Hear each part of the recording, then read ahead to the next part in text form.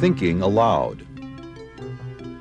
Conversations on the leading edge of knowledge and discovery with psychologist Jeffrey Mishlove.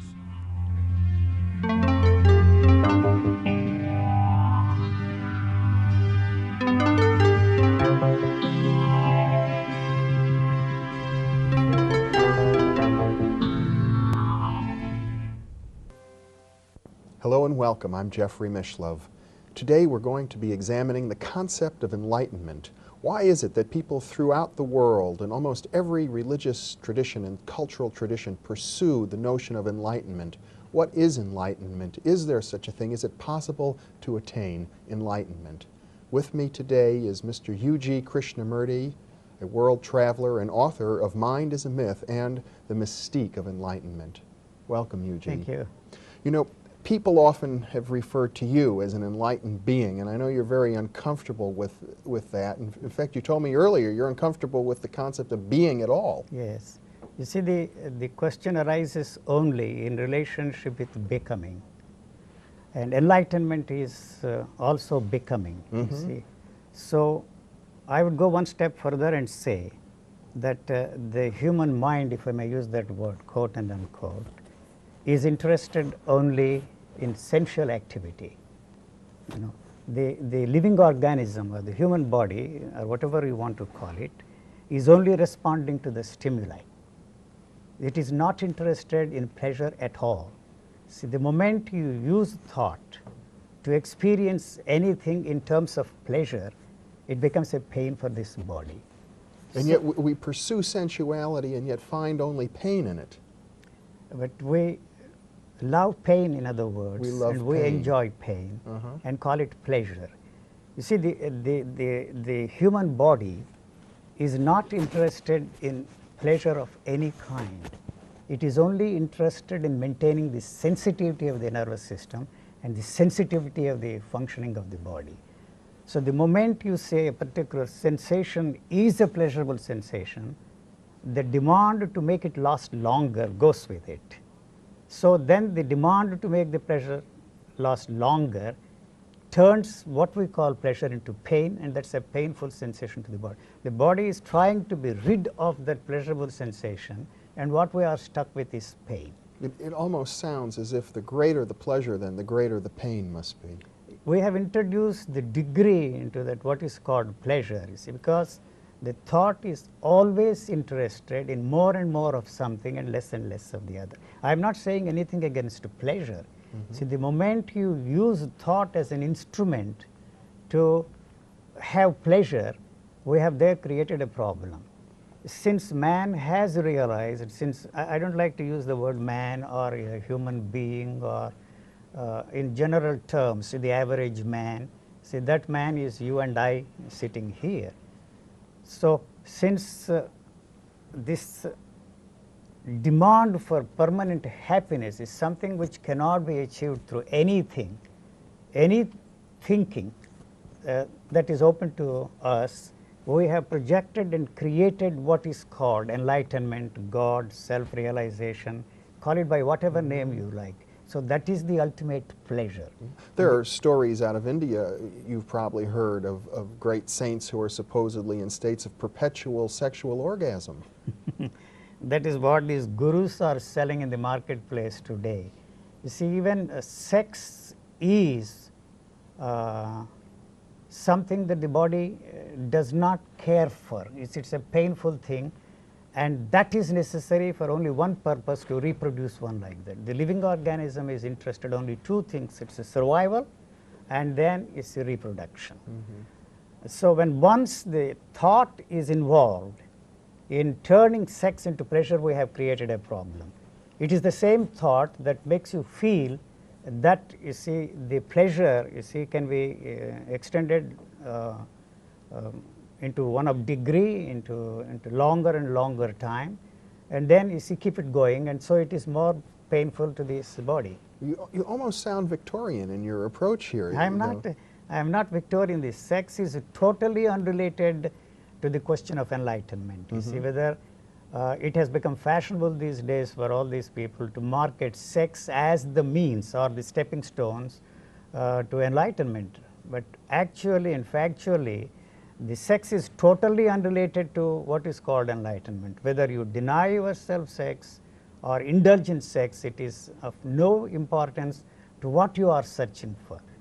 But in a culture where you see the denial of sex is maintained as a sine qua non or an essential thing for your spiritual goal, unfortunately, the gurus in the marketplace who are selling that enlightenment invented this thing called this tantric experience and use that as a means to achieve your spiritual goal. Right, it's either tantric here or abstinence there, and what you're saying Both is are the same. They are totally unrelated to the question of enlightenment. When once you see the question of enlightenment or the demand for an enlightenment is freed from sex totally, either as a means to it or the denial of it as a means to it, we can look at it in a different way and ask the question, is there any such thing as enlightenment at all? We have accepted, taken for granted that there is such a thing as enlightenment, but we never questioned that, because when once you question the whole idea of enlightenment, or as you put it, the concept of enlightenment, we are questioning the teachers who have talked about it, and we have invested our tremendous faith in them. So the sentiment comes into the picture, and we accept that as a gospel truth. Well, yes, we have this notion of the great sages of antiquity and in many different cultures have written and talked about higher states of consciousness and enlightenment. That is true, but I am questioning the very consciousness itself. Is there any such thing as consciousness? That is my question. So you become conscious of yourself and the world around you only through the help of the knowledge that is given to us by these so-called sages, saints and saviors of mankind. So is it possible for you to be conscious of anything without the help of that knowledge? So we have to question the very thing that we have taken for granted. We are very naive and to accept it, and then you see spend the whole lifetime in search of whatever you want to have, it enlightenment, God realization, self-realization, or what you have. In other words, it seems as if there's a paradox here, because on the one hand, our consciousness, it seems as if it leads us to question the tradition, the so-called truths that are handed down to us, and you're saying, but without that tradition, without those truths, we would have no consciousness. You know, that is part of the structure of our thinking. You see, unfortunately, the thought has divided itself into two and created, you see, this duality or the neurotic situation for us. The whole culture teaches us that you should not compete. Competition is to be eschewed. Ambition is something which you should not, you see, have. Spiritual teachings tend to say this. Spiritual teachings, yes, always. I mean, certainly in athletics and in capitalism, there is this sense of demand that you should be free from ambition, you should be free from greed, you should be free from this, that and the other. But at the same time, ambition is absolutely necessary for survival in the society in which we are functioning today. So it is that has created the neurotic situation for us. We want pleasure, and at the same time we know that the pleasure is giving us pain. So the demand for permanence is the basic demand of thought. You see, it is interested in permanence. The permanence not of this living organism, but the permanence of the continuity of thought. So the body knows in a way that it is permanent. You see, not in the sense in which we know that this is permanent, that is not permanent, but that knowledge is of a peculiar kind that it knows it is permanent. So it is not interested in the idea that this is coming to an end one day, you see. So the one that is involved in this pleasure movement is the one that is asking the question, what will happen to this living organism when it dies? You see, for the body there is no such thing as death at all. So because it has no way of experiencing the fact that it is alive at this moment and that it is dead after 60, 70, 80 or 100 years at all. Are you saying then that the body doesn't die, but what about the spirit? That is the belief, the self, the soul, the spirit, and whatever you want to call it is invented by thought. And it is that thought that is responsible for experiencing this, what we call thought, because what you call self, spirit, or soul, or whatever you want to call. I don't want to indulge in the frivolity of the root meaning of the words. You see, you know, the Latin word, spirit is a Latin word. They have to do with breathing, generally. It means breathing. So you have observed, you see, but an individual stop breathing, and that condition you described it as death. So the fact that you see the breathing stop, you want to know if there is anything that will continue after death. You see, it is that that is interested in demanding to know what will survive this condition of the body which is called death. Yeah, I mean, I would tend to think that my body will not survive, my body will decay, but perhaps my ability to experience at some level will survive. But can you experience your body while you are living now? You see, if one wants to know anything about death, he has to find out what is it that is there now and not wait until what we call the death takes place. So, do you have any way of experiencing the fact that you are alive today? I say no. Oh. You see, the doctor comes and examines you and tells you that this is your blood pressure, this is the temperature for your body, your heart is breathing, your blood pressure, so on and so forth. So, you are alive. So, you are trying to use that knowledge and experience what you call a living being. But without the help of that knowledge, which is passed on to us by observation of all these doctors, and experience and tell yourself that you are a living being. So, when once you are freed from the knowledge, you have no way of experiencing that you are alive today, and there is no question of experiencing when you are dead. I am giving the talk. Well, Descartes, a great Western philosopher, said, "I think, therefore I am." And you seem to be suggesting that thinking is the opposite of living. I think that Descartes, I studied Western philosophy, and he asked a wrong question and answered it in a very funny way. We think, I think, therefore I am. But he never asked the question which you should have asked, the way the Indian philosophers did. If you don't think, are you there? So, the basic question which we have to ask is, what is thinking and why do we think at all? If you don't think, there is still the question there, you see. The question is born out of the assumption that there is something there, and that is why he has come out with this statement, I think, therefore I am. If you don't think, where is that I am? Well, isn't it true that when we talk of enlightenment, the great sages of India have said when you stop thinking, you can enter into this vast ocean of bliss, and that's enlightenment. The bliss is the bliss, or whatever you want to call it, is essential pleasure that we are indulging in. They may have experienced some extraordinary moment, which he described it as a bliss and tried to share it with us, and that created the problem of us all trying to experience the same thing. So, that is the way the knowledge is passed on from generation to generation.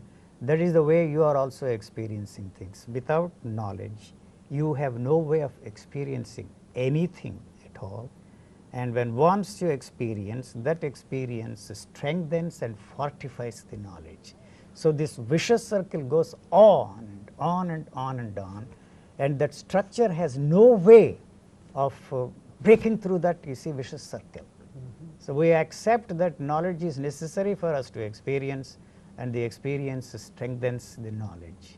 So, do we really want, you see, to find out or demand the way out of it, you see? Yes. How is there a way out? There is no way out. because the question is posed by the thought, and by asking this question, the thought knows that it has no answer. So that is the only way it can maintain its continuity.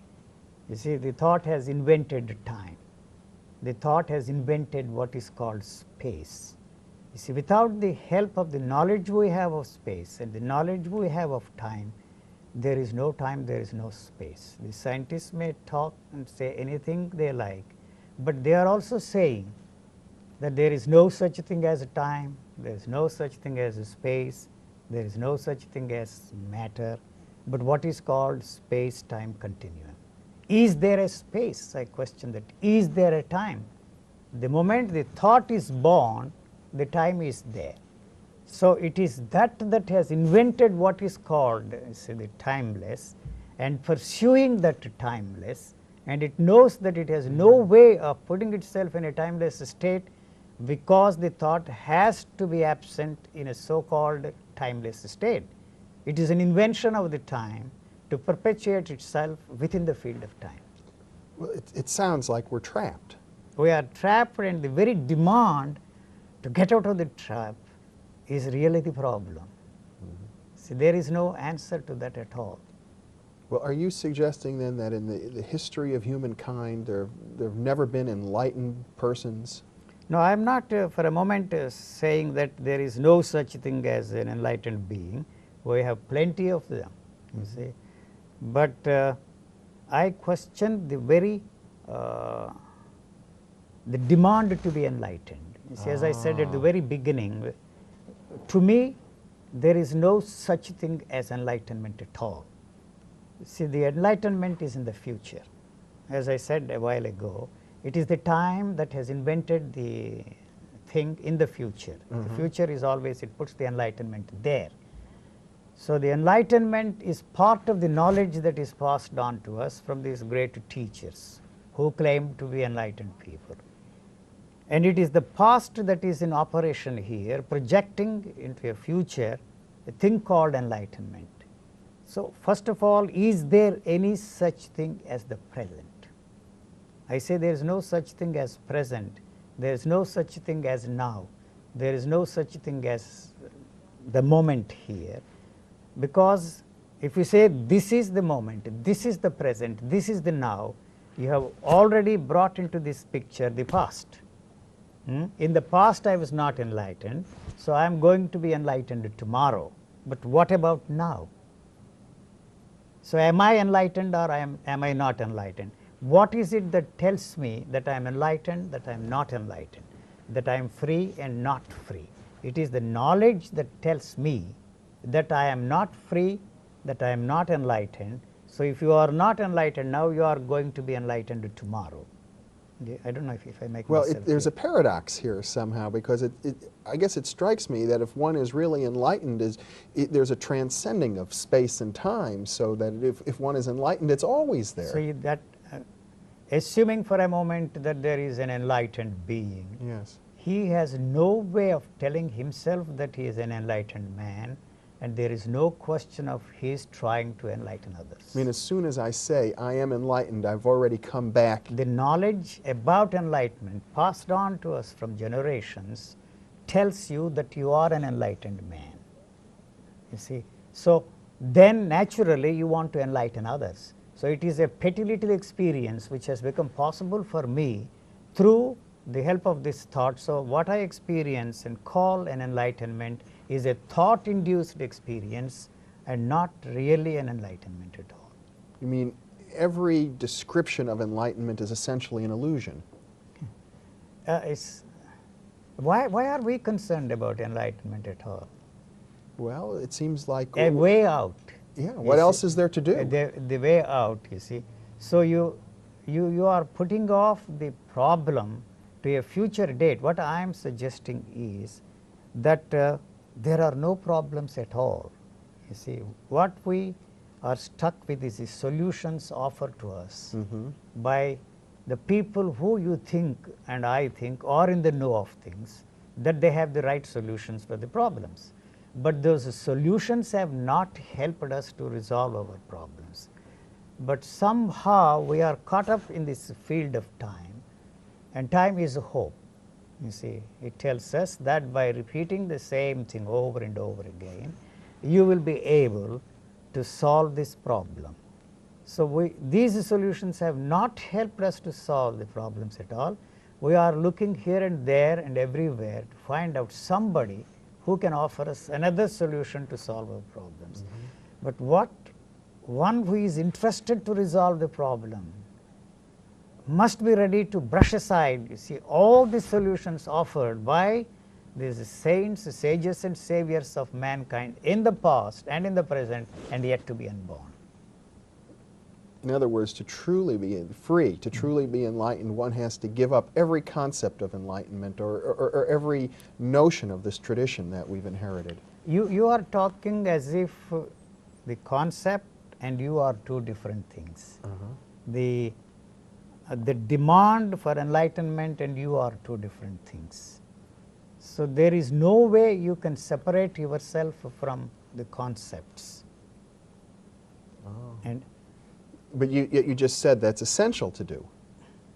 That is essential to do is a manner of speaking, is a way of putting things. It's essential and yet impossible at the same time. You are not ready to come to terms that there is no problem here and that you are stuck with all the solutions offered to us by those in whom we have absolute confidence, faith and trust, and yet they don't work. The instrument which we are using is the one that is born out of hope. You see, what you are today is the totality of all your thoughts, feelings and experiences. That instrument is the only instrument we have, and it is a very powerful instrument. That instrument has helped us to achieve whatever we have achieved so far today. So we are not ready to discard that instrument, and at the same time we know that understanding through the help of that instrument has not helped us to resolve our problems at all. And yet we have not given up our confidence, tremendous faith in the instrument which we have been using to achieve our results. So that is really the crux of the problem. So when once the understanding dawns on you that that is not the instrument which will help you to understand and solve your problems, and that there is no other instrument, the demand to solve the problems ceases and instantly. So there is no such thing as understanding at all.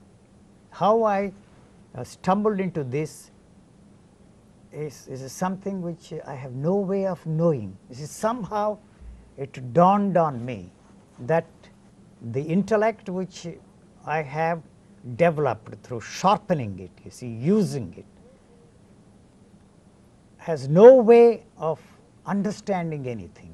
And at the same time, the tremendous faith in that instrument, you see, lingered. You see, that is the only instrument. I do not know of any other instrument. That's the only instrument I have, and it has not helped me to resolve anything, to understand anything. And somehow it dawned on me that that is not the instrument and there is no other instrument.